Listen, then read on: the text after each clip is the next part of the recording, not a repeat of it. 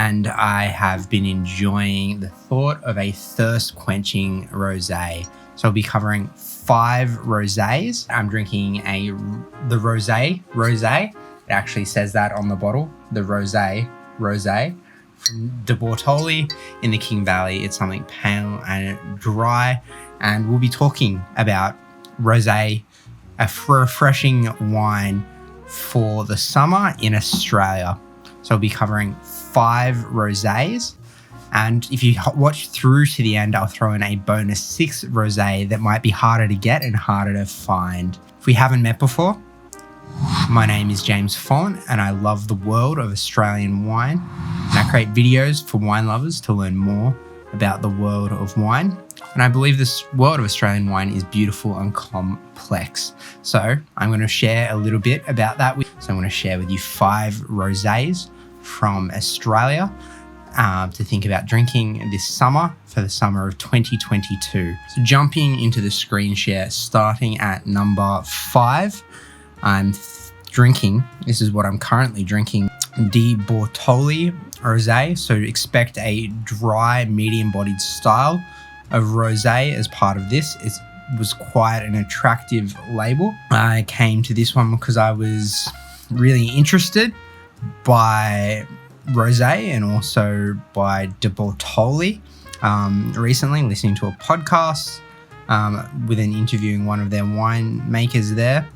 It's quite textured there at the bottom, going for kind of like a strawberry imprint in the punt, in the dimple at the base of the glass. I'm coming in under $15 a bottle, which is some great value. So lovely pale rose color, exciting nose of peach pomegranate with wild herb, textural, spicy, calm, creamy, soft, and very delicious. Complements chicken with Moroccan couscous. So let's move on to the next one in my list. So Jacob's Creek Le Petit Rosé. It sounds a little French, sounds a little fancy to mix things up. So this Jacob's Creek Le Petit Rosé is one that is on my mind. 4th rosé of 5 that I'm thinking about drinking this summer. I haven't actually tried this one before, but I was interested in it. Comes under that $15 per bottle price point as well. And I'm interested by rosé because all of a sudden I've realized rosé can be made up of different parcels of land and different parcels of grapes. So any kind of red grape variety, Shiraz, Pinot, Grenache, Nebbiolo, Trollinger, anything like that can be used as part of the base that the grape sits a little bit on skins to help make a rosé wine. So all of a sudden I've realized that there can be an incredible variety to the rosés that people make as part of this. Thinking about this Le Petit Rosé, dry and crisp, selected blocks of Pinot Noir, Grenache, and Mataro. So it's a fresh and delicate rosé from Jacob's Creek, showcasing a modern Australian approach in premium fruit. Tastes of vibrant varietal flavors and a lovely chalky acidity led to a soft, generous, yet restrained finish as part of that, coming in under that $15 mark. On to the next one, the Belena Rosé. So I've come across the Belena Moscato, quite an interesting bottle that they have going along with this. So the Belena bottle is quite an interesting textured bottle, not kind of the usual style. It's just the way that it reflects light, the gold on the label. It's quite a nice looking bottle. The Moscato has been sold out, but we're talking about the rosé here this evening. So the Belena Rosé, similar style of bottle as the Moscato. Screw cap coming in under $20 a bottle. This rosé is something that doesn't have any reviews, could be a great find, but it's a crisp, refreshing, dry style of rosé with a soft palate that bursts with attractive flavors of fresh raspberries, hints of strawberries, followed by savory notes and a refreshing finish. So that is something that looks delicious as part of this Belena Rosé. So something different to think about as part of that. I think this would be probably one of my potential preferences. Those strawberries and raspberries are most appealing to me.